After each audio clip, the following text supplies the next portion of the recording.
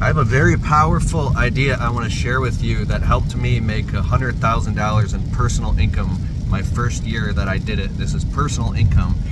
And if you will continue watching, I'll share with you the most powerful thing that I learned. Hopefully this will help you. So I was really frustrated for a long time spinning my wheels, and I even became depressed because when you're trying your hardest and you see other people around you becoming more successful, but it's not happening for you, you have to create a divide down the middle and say there's two different states of consciousness.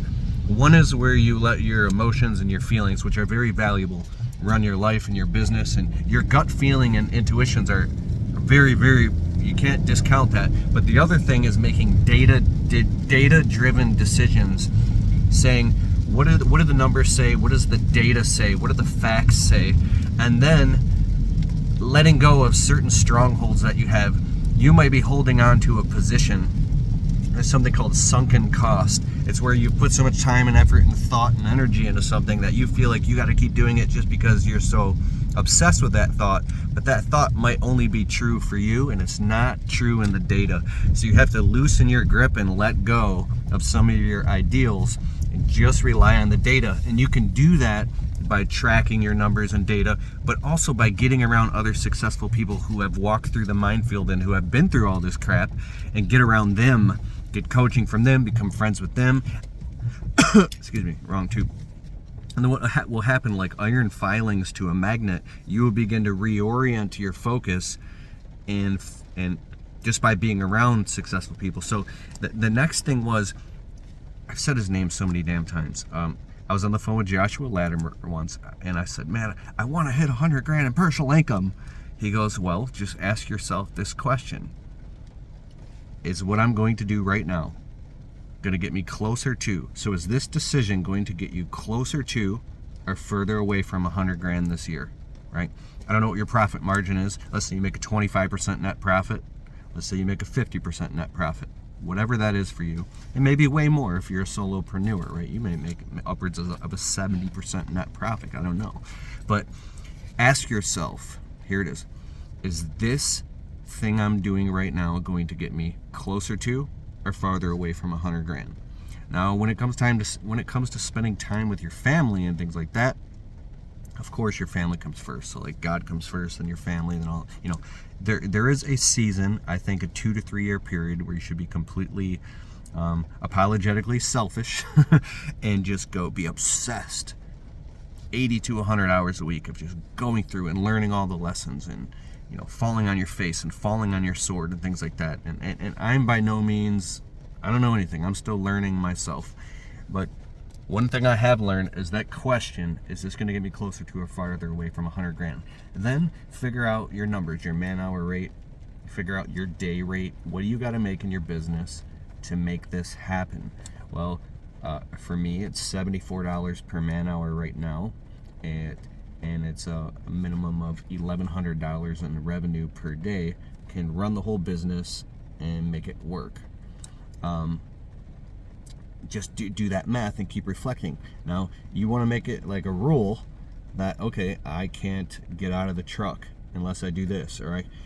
Just make it that rule, but realize sometimes rules have to be broken. Unless you've created enough deal flow and enough leads and enough marketing, and your network is big enough to where you can make decisions, because this is like beggars can't be choosers. Well, you can't just come out of the gate and say, well, I make 100K a year. I'm not gonna you have to build up enough momentum and make those decisions based off of the data. Does that make sense? Like, if you've got an assembly line of bad apples coming and only 1 out of every 10 apples is a good apple and all the other 9 are rotten, but you got like 5 people to feed, and you're like, no, we only take the best apples. Is that sustainable? Maybe you have to go upstream in your business, in your consciousness, in your thinking, and whatever you're doing, go upstream and see what's going on. So if the problem, there's plenty of low-hanging fruit, but if the problem right in front of you, you keep messing with it and you can't fix it, okay, this is also important. If you're frustrated and you're stuck on a plateau and you're trying to get to the next step, sometimes you got to go upstream.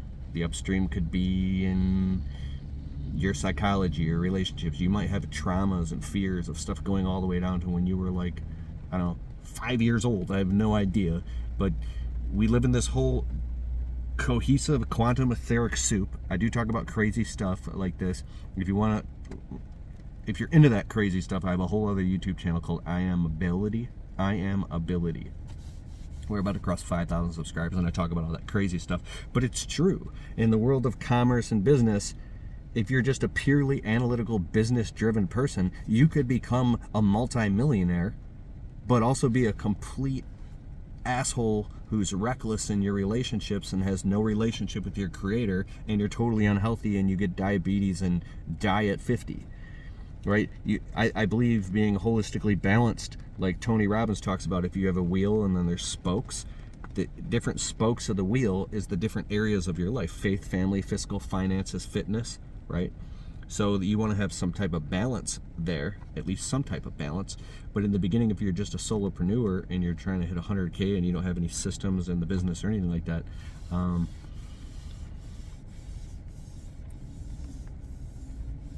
it's going to be tough. So get in where you fit in and realize where you're at. If you have a friend who's got a $3 million business and you're stuck doing like 70K a year and you're trying to get to 3 million, like it's not really, you gotta get to 100K first, then 120, then 150, then 160, then 200. Set realistic goals. Something that really pisses me off, and I'm going to end the video with this.